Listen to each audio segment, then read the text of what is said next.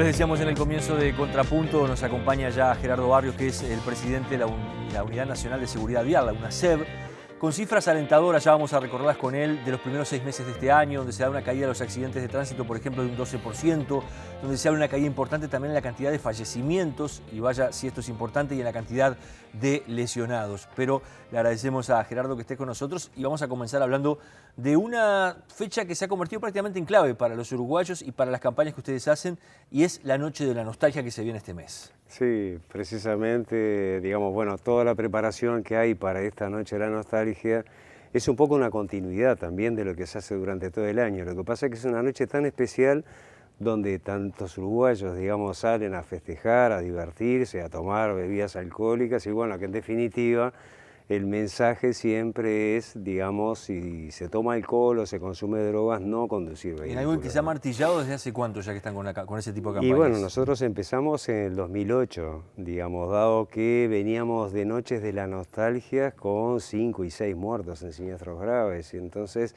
a partir del posicionamiento de la Unidad de Seguridad Vial, dentro de las estrategias y de determinar factores de riesgo de siniestralidad estaba el alcohol y la conducción. ¿Cuántas noches de la nostalgia van que no hay muertos? 6. 6. Sí. Hace 6 años que en Noche de la Nostalgia no hay muertos en accidentes de tránsito. No hay fallecidos en siniestros de tránsito, digamos, y los siniestros de tránsito graves, digamos, bueno, son muy reducidos. Y eso habla de un cambio también del comportamiento de la población, ¿no? Vamos a ver ahora un afiche que tenemos por allí que tú nos has traído, que va a ser un poco el logo con el que se va a estar trabajando, la idea fuerza con la que se va a estar trabajando para esta noche del 25. Sí, es un eslogan que nosotros un poco compartimos con las distintas instituciones, sea la Junta Nacional de Drogas, la Intendencia de Montevideo, el Banco Seguro, es decir, organismos públicos y privados. Y no es que esté al revés en este caso, Gerardo, ¿no?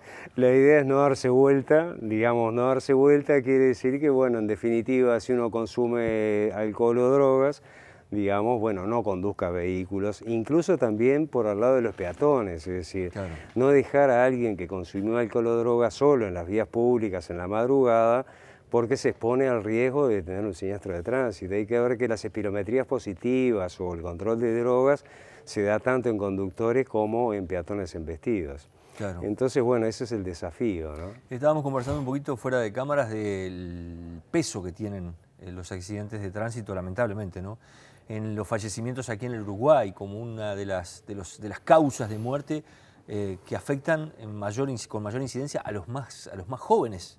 A los menores de 40 años, me decías. Sí, tal cual. Eso es una cuestión epidemiológica, digamos, que se viene produciendo desde que el problema de la siniestralidad hace décadas se está manifestando a través de lesiones graves y fallecimientos. Es decir, ese pico temprano que hay entre los 20 y 30 años, menores de 40, que hacen, digamos, a la mayoría de los lesionados graves y fallecidos, que también, digamos, se refleja en todas las edades, porque hay un pico tardío también que es importante, el orden del 20%, en aquellos que son mayores de 65 años y que son sobre todo peatones embestidos y mujeres, cosa que no pasa el resto, digamos, en el resto de los rangos de edad, ¿no? Háblanos un poco de estas cifras que decíamos se conocen de los primeros 6 meses del año.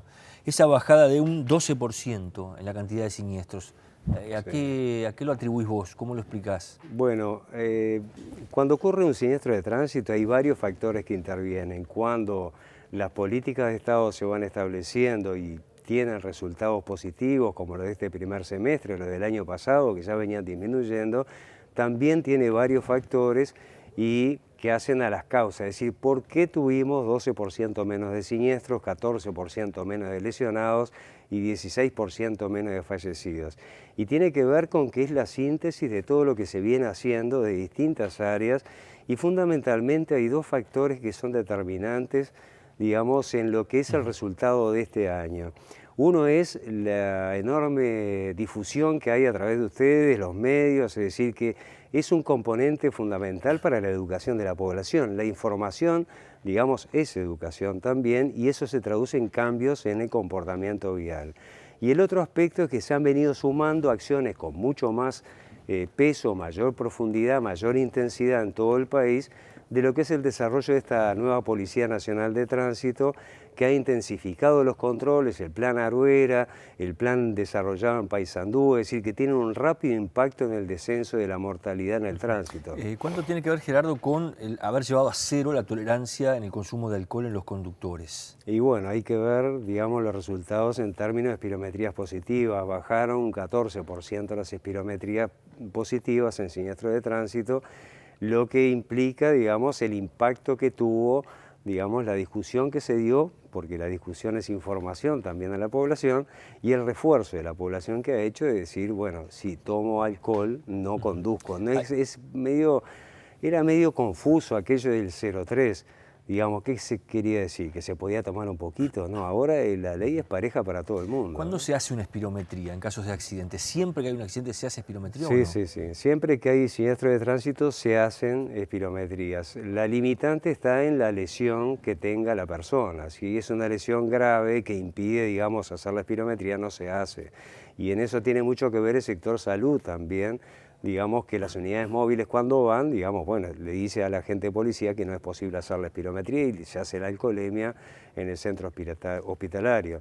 O sea que en definitiva los controles se vienen haciendo, se han intensificado muchísimo, incluso los controles aleatorios, y que no se hace solo con espirometría, sino que se hace también con los test de marihuana que estamos haciendo hace 1 año y medio, y que en definitiva muestran que es una estrategia adecuada en el marco de las políticas nacionales ¿Qué datos de alcohol, tienen ¿no? sobre el tema del consumo de marihuana en conductores? Sí, nosotros en el caso de marihuana, en nuestra base de datos de inhabilitados en controles aleatorios, hay en el último año y medio 189 inhabilitados por marihuana.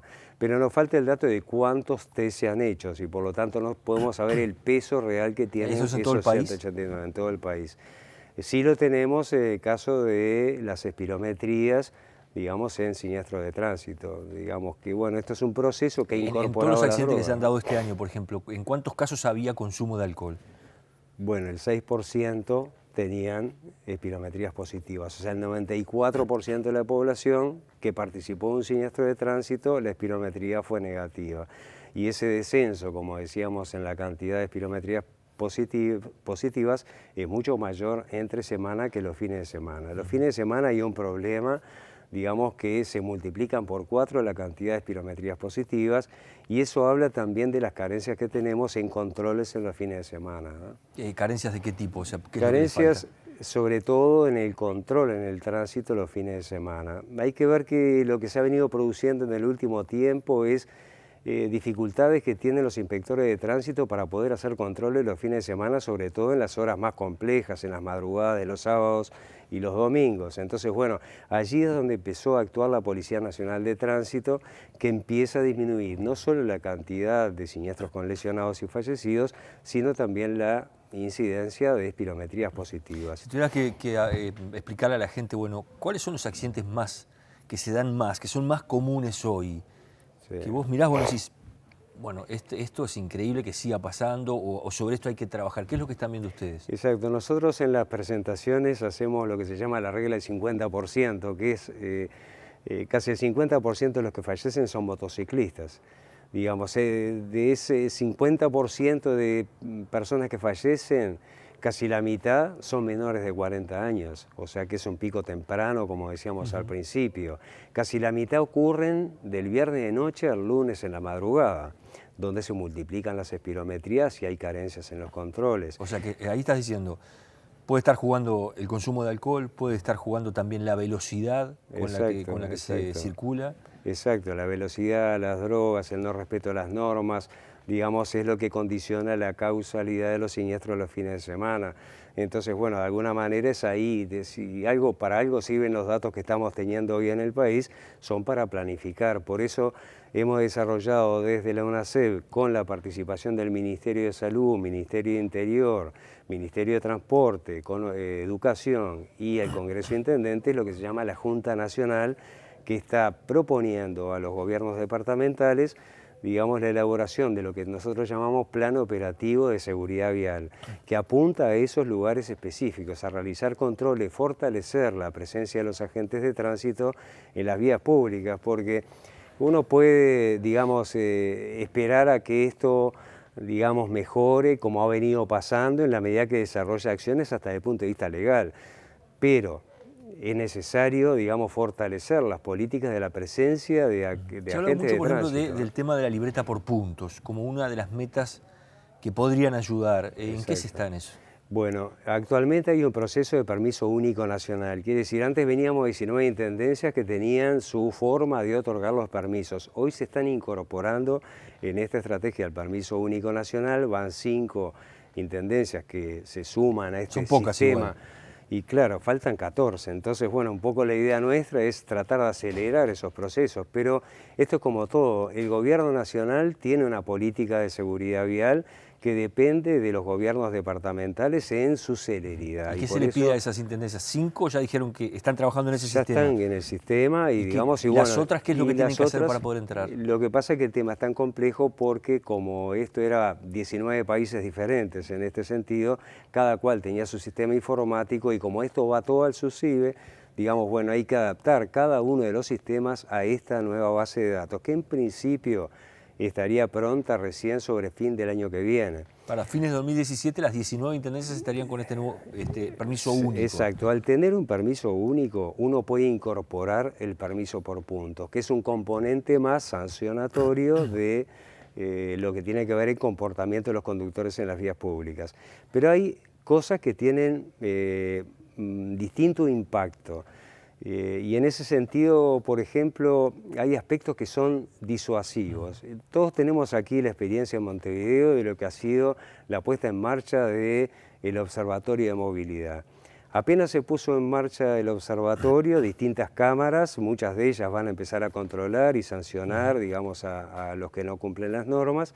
Automáticamente baja la velocidad, digamos, en la mayoría de las zonas donde hay cámaras y a su vez también disminuye la cantidad de siniestros y lesionados en el tránsito, un 30%, un peso muy importante. Eso es una estrategia adecuada en materia de prevención y disuasión. ¿Qué ha pasado, por ejemplo, con el casco, que parece un tema tan elemental y había algunas intendencias que se negaban a controlar? ¿En qué están en este punto? Después de un desarrollo, digamos, de convencimiento también de la importancia de la aplicación de esa norma, digamos, de utilización del casco por motociclistas, hoy tenemos un porcentaje altísimo de utilización de casco por motociclistas. ¿Todas las intendencias están controlando? La mayoría de las intendencias controlan. Nosotros hacemos en Siniestro de Tránsito la discriminación entre aquellos motociclistas que tienen y que no tienen casco, y en el informe hay departamentos que tienen, por ejemplo, como en el caso de Rivera, Rivera es particular, como lo es particular también otros departamentos, tiene una siniestralidad muy baja. El 96% de los motociclistas que sufren siniestro de tránsito usaban su casco. Es decir, este primer semestre ha tenido... ¿Cuál es el departamento que menos usa y que menos se controla? El que menos usa es Cerro Largo, digamos, porque, bueno, ahí hay que apoyar. ¿Siguen sin ponerse de acuerdo con el intendente en ese caso? Y bueno, ha habido un cambio en el último tiempo en el cual el intendente ha sido permeable a decir, bueno, empecemos a utilizar el casco y bueno, y eso vamos a ver el resultado que se tiene.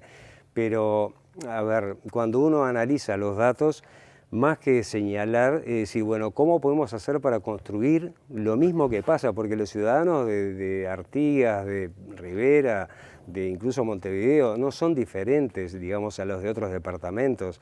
Es decir, en otros departamentos donde, bueno, esto se puso en marcha, el resultado explica esta bajada de la cantidad de siniestros. Gerardo, para ir cerrando, conversábamos un poquito antes de arrancar la nota, este fenómeno que se ha instalado en estos últimos días del Pokémon Go, que anda mucha gente muy distraída por varios puntos de la ciudad.